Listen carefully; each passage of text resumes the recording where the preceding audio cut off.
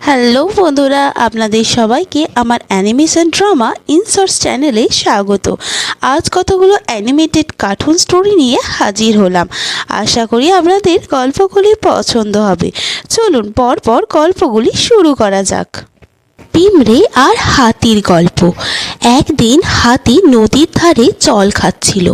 তখন একটা পিঁমড়ে এসে তার শুঁড়ের ওপর কামড়ে দিল। হাতি রাগে বলল, তুই কে রে?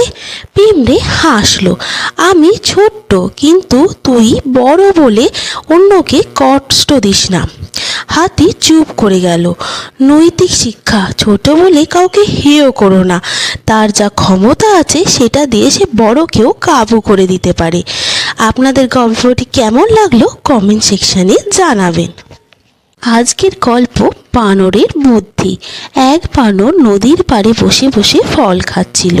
একটি কুমির এসে তার সাথে বন্ধুত্ব করলো, কিন্তু বানরটিও চালাক ছিল।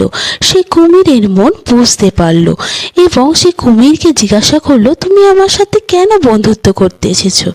কুমির বলল, আমার স্ত্রী তোমার হৃদয় খেতে চায়।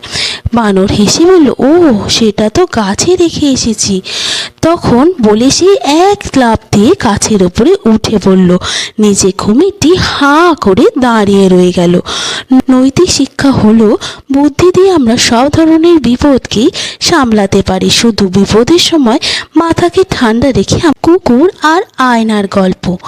এক কুকুর আয়নার সামনে গিয়ে দাঁড়ালো। দেখে অবাক হলো আরেকটি কুকুরকে। রেখে সে ঘেউ ঘেউ করতে লাগলো, কিন্তু সামনের কুকুরটাও সেই সেম কাজ করলো। শেষে সে ক্লান্ত হয়ে বসে পড়ল। তারপরে অনেক কষ্টে সে বুঝতে পেল এটাই তার নিজের প্রতিছবি। সে নিজের প্রতিছবিকে দেখে এতক্ষণে ঘেউ ঘেউ করছিল।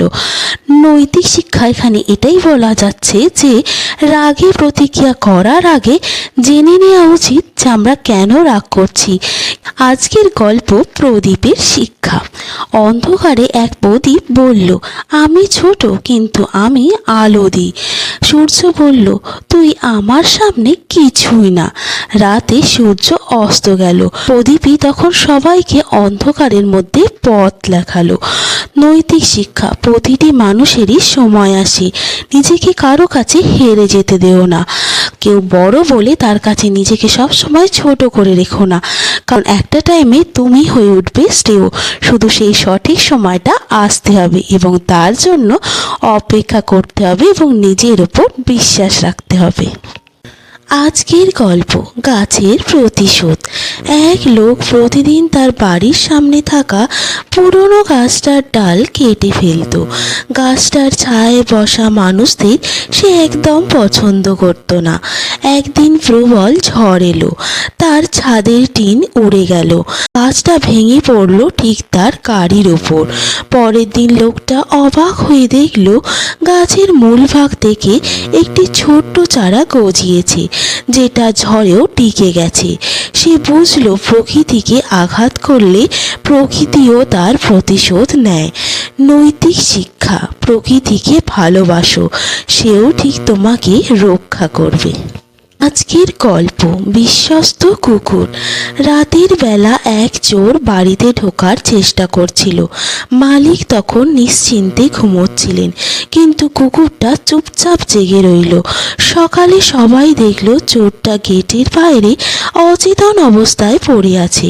কুকুরটা কামড়ে তাকে ফেলে রেখেছিল, কিন্তু মালিকের শান্তি যাতে নষ্ট না হয় সেই ভেবে সে একবারও ঘেউ ঘেউ করেনি। এইসব দেখে মালিকের চোখে জল এলো। তিনি কুকুরটিকে জড়িয়ে ধরলেন। এখানে এটাই নৈতিক শিক্ষা যে ভালোবাসা শব্দে নয়, কাজে প্রকাশ পায়। কুকুরের মতো একটা অবলা প্রাণীও মানুষের দেয়া ভালোবাসাকে সুদ সমেত ফেরত দিতে জানে। আজকের গল্প ঠাকুমার মিষ্টি প্রতিশ্রুতি। এক নাতি রোজ ঠাকুমাকে বলে, তুমি না থাকলে আমি কাঁদবো। ঠাকুমা হেসে বলতেন, আমি থাকবো তোর মিষ্টির মধ্যে। ঠাকুমা মারা গেলেন। ছেলেটা কাঁদতে কাঁদতে তার প্রিয় সন্দেশটি খেতে বসলো। হঠাৎ গন্ধটা মনে করিয়ে দিল তার ঠাকুমাকে।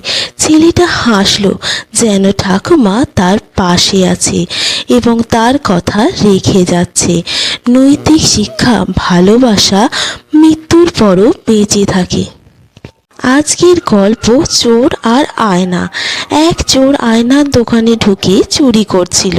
হঠাৎ নিজের মুখ আয়নার দেখে সে ভয় পেয়ে গেল এবং পালালো। পরে পুলিশ তাকে ধরলে সে বলল, আমি যখন নিজের মুখ আয়নায় দেখলাম তখন যেন নিজেকে অন্য কেউ মনে হচ্ছিল। আমি তো এরকম নয়। চোর হয়ে যেন আমাকে কীরকম একটা বিভৎস লাগছিল, তাই আমি ভয়ে ওখান থেকে পালিয়ে গেলাম। নৈতিক শিক্ষা, নিজের অপরাধ থেকে কেউ পালাতে পারে না। আজকের গল্প ভিখারি আর রাজপুত্র। এক রাজপুত্র রোজ একটা ভিখারিকে তুচ্ছ করত। একদিন রাজপুত্র অসুস্থ হয়ে পড়ল। তখন সে ভিক্ষুকের কাছে সাহায্য চাইল। ভিখারি তাকে জল খাইয়ে এবং যথেষ্ট সেবা করে তাকে সুস্থ করে তুলল এবং বলল, রাজা ও প্রজার কষ্টের মধ্যে কোনোই পার্থক্য থাকে না। কষ্ট রাজারও হতে পারে, প্রজারও হতে পারে। এই কথা শুনে রাজপুত্র কেঁদে ফেলল এবং সে তার ভুল বুঝতে পারল। নৈতিক শিক্ষা, অহংকার ভাঙে কেবল সঠিক সময়ে। পাখির প্রতিশোধ। এক ছেলে প্রতিদিন পাথর ছুঁড়ে পাখিদের ভয় দেখাতো।